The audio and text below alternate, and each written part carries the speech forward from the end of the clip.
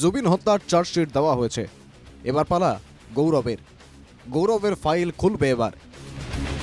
জুবিনের রহস্য মৃত্যুর চার্জশিট দেওয়ার দিনই ফের একবার গৌরবের পাকযোগ নিয়ে সরব মুখ্যমন্ত্রী। জুবিনের চার্জশিট পেশ করা হয়েছে, এবার আসবে গৌরবের চার্জশিটও। শুক্রবার অত্যন্ত স্পষ্ট ভাষায় একথা জানান মুখ্যমন্ত্রী হিমন্ত বিশ্ব শর্মা। যদিও মুখ্যমন্ত্রীর মন্তব্যকে কটাক্ষ করে গৌরবের প্রতিক্রিয়া বাদ দিয়া হে। এতিয়া এইটো হৈ গ'ল যেতিয়া নেক্সট গৌৰৱ গগৈ, এতিয়া এইটো হৈ গ'ল যেতিয়া নেক্সট গৌৰৱ গগৈ। কিছু কথা শুনি এতিয়া অসমৰ মানুহে কয় বাদ দিয়াহে, বহুত কৈ থাকে। তো সেই একে মোৰ যেতিয়া এইবোৰ কথা ওলায়, মই মোৰ নিজৰ পিতৃৰ কথাবোৰ মনত পৰে। আৰু সকলোৱে আজি জুবিনদাৰ সময়ত বাদ দিয়াটো কম কয়, বেলেগ শব্দটো অলপ বেছি ব্যৱহাৰ কৰে। জুবিন মামলায় এসআইটি তাদের কাজ করেছে, এবার নিজেদের দায়িত্ব পালন করবে আদালত। আদালতের উপর আমাদের সবার আস্থা আছে। আর জুবিনের চার্জশিটের পর এবার পেশ করা হবে গৌরবেরও চার্জশিট, মন্তব্য মুখ্যমন্ত্রীর।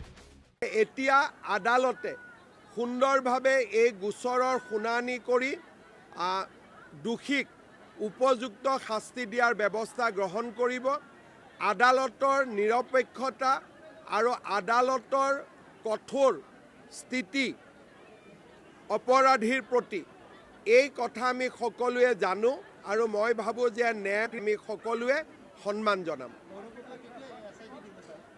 এতিয়া এইটো হৈ গ'ল যেতিয়া নেক্সট গৌৰৱ গগৈ। ব্যক্তিগত আক্রমণ হোক বা তার পাকযোগ ইস্যু, যখনই এই ধরনের অর্থহীন যুক্তিহীন কথা বলেন মুখ্যমন্ত্রী, তখনই বলতে ইচ্ছা করে বাদ দিয়া হে, মন্তব্য গৌরবের।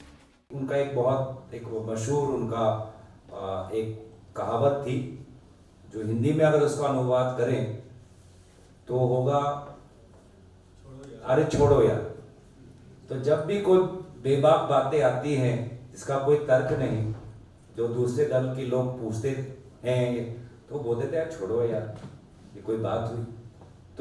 तो मेरे संदर्भ में जब भी ये पाकिस्तान की बातें आती हैं, ISI की बातें आते हैं, तो मैं अपने पिताजी को याद करता हूँ। और शायद पूरे असम के लोग आज मन में यही सोचे छोड़ो यार।